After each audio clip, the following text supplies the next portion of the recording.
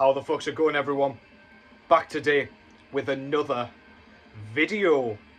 So this is the top 10 list that I have been referencing for a good few videos at this point. I have been mentioning that I really need to get my finger out and kind of cover this subgenre of metal because it has been kind of looming over me. I've done black metal, I've done death metal, and the only thing really missing from this is indeed thrash metal. So this is going to be my top 10 favourite thrash metal albums. This is entirely my taste and kind of from my experiences. So, like, a lot of these albums I heard early on when I was first getting into this style, and of course they stuck by me for the duration. I do have a very specific kind of preference when it comes to this style in the approach and things like that, but I will get into that very shortly. But yeah, I'm looking forward to kind of I don't know, digging a bit deeper into this subgenre because it's not one that I give an awful lot of attention to compared to things like black metal, death metal. So yeah, this could be interesting. Hopefully you enjoy this. Drop your picks down below. What did I perhaps miss? If you kind of see the style that I like, do you have any recommendations that I might have missed? And I will kind of scour through them and see what I can find. So yeah. Without further ado, what is going on in the background? First of all, not going to talk too much about this. This is Mgła out of Poland, kind of melodic, dissonant black metal, with their debut kind of live compilation, Torn Ether. This came out last year, the very back end of last year. Been dying for a live album from these guys for a long ass time, and it's finally here, and it's stellar. Go and give that a whirl if you like the sound of that kind of category that I would chuck them into. And yeah, let's just get into this thing. I'm not going to show any honourable mentions because your boy likes to ramble over here, and I'm going to try not to too hard on this one. So number 10, let's kick this thing off. I've gone with this one. So this is Demolition Hammer out of the USA with their debut full-length album entitled Tortured Existence. So yeah, this thing is one of those albums that really kind of stuck by me when I first heard it. When I was first getting into this style, this is what piqued my interest, as opposed to another style that I will kind of get into very shortly. This is kind of teetering on the edge of thrash metal, kind of falling over into that death metal realm. Really interesting kind of almost garage sound. It's got a galloping drum sound. Very catchy kind of hooks and things like that. Riffs are great. Just love the overall sound and the intensity and the guitar tone that's going on in this one. And yeah, the vocals are really interesting, like nasally, sort of evil, wicked sounding, very infernal. And yeah, that style that's kind of going into the more extreme realms is exactly what I like when it comes to thrash metal. And Demolition Hammer whipped out two fucking fantastic releases in that exact style. Epidemic of Violence nearly ended up here, but this one is the one that stuck with me most. The first track, 44 Caliber, Brain Surgery, is one of my most listened to thrash tracks of all time. Absolutely stellar stuff, man. Number 10, Demolition Hammer, Tortured Existence. Starting things strong. If that shit is number 10, get your asses ready. This is going to be a brutal one. At number 9, I've gone with another one in that exact style. So this from 1988 is the mighty Sadus, also out of the USA. It's going to be a bit of a theme, USA, Germany, and then I've got a Canadian release in here. But yeah, this is their 1988 debut album entitled Chemical Exposure. Also known as Illusions, I think that was the US title. I'm not exactly sure on the sort of lore behind that kind of title change or title difference, but I digress. This again is that thrash metal kind of going over into that death metal realm. Really intense, really bludgeoning and unforgiving, and never ever lets up. Bands nowadays are kind of copying Sadus's style in that they're just trying to push it as extreme as possible whilst maintaining those thrash metal roots. But this has no kind of elements of that new wave of British heavy metal or anything like that that the early 80s thrash bands were kind of, I don't know, holding on to, I suppose, and taking inspiration from. This is just a rip your face off thrash record. Every track's memorable despite that, which is another reason I love this style. It's very, very, like, unforgiving and, I don't know, hateful, or I want to say, and, like, aggressive, yet it maintains that kind of memorability and that kind of singability factor, which I just really, really love. This is such a great, great album. It's got a bunch of the tracks that appeared on the first couple of demos on this one. Twisted Face, Sadus Attack. But yeah, this is just an absolute weapon of a thrash masterpiece. Sadus, Chemical Exposure at number 9. There's a bit of a theme going on here. At number 8, I've gone with a slightly more traditional thrash metal album. So this one is Destruction with their debut full-length album entitled Infernal Overkill. This came out in 1985 originally, out of Germany, this band. And this is just a brilliant kind of exercise in technicality, songwriting, but they don't push the boat out too far. Not that they really could, because like Possessed were just kind of getting into their sort of rhythm with Seven Churches in this very same year. So I suppose like nothing was overtaking that in terms of like the heaviness and the brutality and the extremity. But this one really is just a brilliant, brilliant album. The vocals are slightly more suppressed and not quite as yelled as some of the earlier releases in this style. They do sound really wicked and evil and malevolent. And there is some, as I say, technical, twiddly, intricate sort of rhythm work going on this one, which I just love. It's the kind of stuff that just makes me smile and really, really puts me in the mood to listen to a thrash record. When I do just want like a, I don't want to say unchallenging, but a thrash album that's going to like be punchy but just as catchy, this is an absolutely perfect record to throw on. If I can spit my goddamn words out over here. This is such a tremendous record, man. 1985, Destruction, Infernal Overkill. Brilliant, brilliant album. Just enough oomph to keep me very much occupied. At number 7 from the very same year, 1985, I've gone with this one. Unfortunately, don't have the LP version of this, but this is Exodus with their debut full-length album entitled Bonded by Blood. Now, this one is kind of more in that sort of new wave of British heavy metal style, as opposed to the last 3 records that I've just shown. However, there is plenty going on here to keep you interested, to keep you salivating if you like a bit more kind of punch to your thrash. The vocals are kind of, they're yelled for the most part, so in that kind of early 80s style. There are bits of like falsetto going on every now and then, and yeah, they're just really quite nostalgic and familiar sounding. I don't know how to describe it really, but they've got enough attitude just to keep this thing rolling. As for the music, the guitar tone on this thing is so kind of indelible. It's so memorable and so recognizable as Exodus's. It just really, it has its own feel, its own sound, its own like just cocoon of sound. It really, really is just a wonderful, wonderful album. That's Bonded by Blood by Exodus. My favourite track on here is Strike of the Beast, I think, the final track. But yeah, there are so many great riffs on this thing, just to keep you absolutely bewildered, keep your head fucking nodding, keep your fist pounding, and keep you intrigued for the full runtime. Exodus, Bonded by Blood, at number 7. At number 6, going slightly further into extremity once again, but going over to Canada this time. This is Sacrifice with Torment in Fire. So this is their debut full-length album from 1986. And this is really just a brace of thrash metal.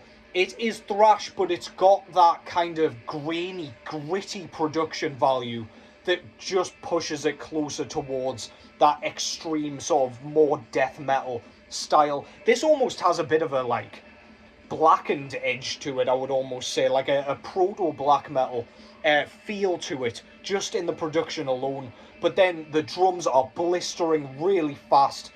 Compared to things like Exodus and Destruction, it really does go relentlessly with those thrash beats. The vocals are, again, a bit more screamed and a bit more sort of inaccessible, I would argue. But the tracks, kind of songwriting, is absolutely astonishing. Sacrifice, Turn in Your Grave, Homicidal Breath, The Exorcism on side B really does remind me of Possessed's The Exorcist of Seven Churches in that riff. I don't really know if there's any kind of link at all aside from the name, and it just kind of reminds me a bit of it because they're both very thrashy. But I don't know, man. This thing is so good. I listen to this an awful lot, and for very good reason. That's Sacrifice out of Canada with Torment in Fire. Next up at number 5. This is an album that really has stuck with me since I was a teenager. This was the first album I heard from this band, and one of the earliest kind of sort of deeper in thrash metal albums that I had heard. I've gone with Nuclear Assault's third full-length album from 1989, entitled Handle with Care. So I make no secret that I love this record. It has such charm to me and such nostalgic value. Again, it's like a familial album. It really does feel like home to me, this one. John Connolly's vocals are really unique. And they give this album like a party thrash sort of feeling to it. I can see like Municipal Waste or something taking massive inspiration from this record, or at least Nuclear Assault in general. The riffing is so catchy and infectious and contagious. It's like beer bottles smashing off your head, pizza sticking to the walls, wet toilet paper like slapped on your face. It's that kind. I don't know what type of parties I'm fucking going to, what the hell.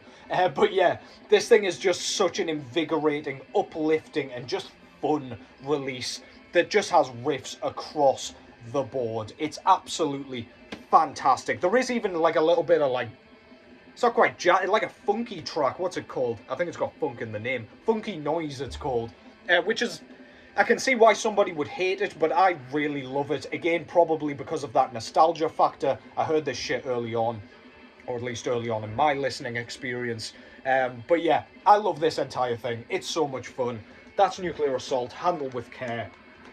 Probably just slightly unorthodox in terms of like Nuclear Assault picks that I could have gone with, but alas, that's the one I love an awful fucking lot. Number 4, a band you knew had to come up here at some point. I've gone with this one. This is Metallica with their 1984 sophomore full-length album entitled Ride the Lightning. So, this is a masterpiece. Whether you like Metallica, loathe Metallica, absolutely adore Metallica and say they can't do any wrong, the first like 4 albums, arguably 5 albums, are just stellar. Kind of heavy metal classics, thrash metal classics if you go for the first 3 to 4. But yeah, I could have picked Kill 'Em All here because I do love that record, but I think in terms of songwriting and like the instrumental like maturity, I'm going with Ride the Lightning. The instrumentals on here are like a huge focal point. Like there's lots of sparseness in terms of the vocals, which to me is absolutely fine because I've never been like a huge fan of James Hetfield's voice. It does a job, but it's the instrumentals for me that really do stand out or make this band stand out. Of course, we've got the like really classic tracks like Creep and Death, Ride the Lightning, and what's the other one called? For Whom the Bell Tolls, of course, which is like the master of puppets of this album, I guess. But yeah, there are so many like deeper cuts on this where there's some incredible like guitar work, bass work, even drum work, dare I say, from Lars when he was at the peak of his powers, as kind of weak as those powers may be. But yeah, this is a classic. Don't need to say too much more about that. That's Ride the Lightning by the mighty Metallica. Doing the damn thing at their very, very best. I am flying through this compared to how I usually go about top 10s. But yeah, not complaining as long as I'm not speaking too quickly. Number 3, I've gone with this one. Out of the USA also, this is Morbid Saint with their 1990 debut full-length album entitled Spectrum of Death. So again, given this is like a 1990 album, you won't be too surprised to hear that this is also kind of treading the line between death and thrash metal. But alas, this is just such a standout release for me. Again, an early one that I heard and one that I just can't get out of my head as soon as I've listened to it. It's just like a timeless record to me. It's got that aggression again, that brutality, that savagery, that primitive energy, including like a bit of a garage sound, if you ask me. Like it does really just sound raw and like unforgiving and no nonsense. We've got some awesome like nasally vocals again. They just sound so evil. If you think of Demolition Hammer or a band like that, that's kind of the realm that these guys are kind of hanging out in. But yeah, the vocals are so evil, they don't sound human, and they give this album a bit more of a kind of extreme edge. Drumming is rapid, solos are exceptional, and yeah, what can I say other than it's just a masterpiece. Morbid Saint, Spectrum of Death. And now we get to the top 2. At number 2, probably not too many surprises for the next couple here, but I'm going to Germany with Kreator's Pleasure to Kill, 1986. And for the time, this was an absolute blast fest. Really, really heavy and really like ahead of its time. Cannibal Corpse, as I often say, kind of cites this album as being one of their major influences for what they would do on like Eaten Back to Life onwards. So basically what they would do in general. But yeah, you can really, really hear why. This is so aggressive, so like visceral and nasty and evil sounding. The vocal performance is like snarled, really, really great solos across the board here. Quite frantic and very much in the like, I don't know, if you think of an album like Rain in Blood by Slayer, those kinds of solos where it's really like densely packed with notes, but there's not an awful lot of melody going on or anything. It's just there to like singe your eardrums, burn the skin off your entire body. That's exactly what you're getting here. But again, a lot like a lot of these kind of thrash bands that are sort of teetering over onto that death metal side of things, they maintain the catchiness and the memorability again, which is just an amazing feat to me. That it, I don't know, they clearly write this just to be hateful and to be aggressive and all of that stuff, coming up with the same kind of adjectives here. But to still maintain that level of kind of catchiness is just outstanding, and Kreator does it better than anybody. The track Ripping Corpse is absolutely amazing. The title track, Pleasure to Kill, incredible. Death is Your Savior. Yeah, so many fucking killer tracks on this. That's Pleasure to Kill by Kreator. At number 2. And finally, that leaves only one. There's only one band really missing from this list, and of course that band is the mighty Slayer out of California, USA.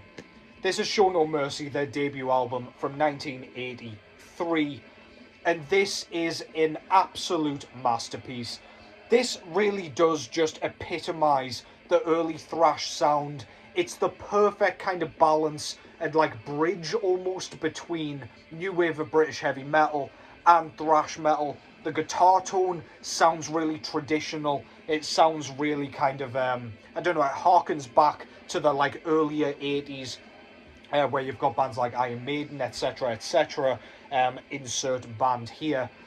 But we've got a bit more aggression, a bit more speed, a higher tempo, more intensity, especially in the vocal performance. Tom Araya sounds as he does all the way through his career here, where he's got like those kind of yells, which are just totally like, I don't know, totally infernal, really. He's just yelling out of total lunacy. But then he's got those really high-pitched falsetto vocals, which are signature and trademark to him at this point. The track on here, The Antichrist, is one of the best heavy metal tracks of all time, in my opinion. That shit is absolutely just timeless. You can put that on at any given time, and you should enjoy it if you in any way like the metal subgenre. The drumming is metal subgenre, metal genre. But yeah, the drumming is absolutely brilliant. Dave Lombardo on drums on this one, of course. And yeah, he just pushes things to new limits. The solos are stellar. Quite simplistic in terms of like songwriting on this one compared to like, say, Rain and Blood and even Hell Awaits. But that works to its advantage, if you ask me. It's just got that real authenticity that just makes this a perfect record. Black Magic, Die by the Sword, Fight Till Death, The Antichrist, as I say, Tormentor. It's a perfect album. My number one thrash album of all time, Show No Mercy by Slayer. And that concludes that. Thank you very much for watching. Thank you all for the support, as always. Hope you've enjoyed that. Drop your kind of picks for your top 10 in the comments below. Always say why. I would love to hear it. Hopefully I'll find some new shit, because I'm always, nowadays at least, in the market for new thrash stuff. But yeah, take care as always, and I will catch yous in the next one.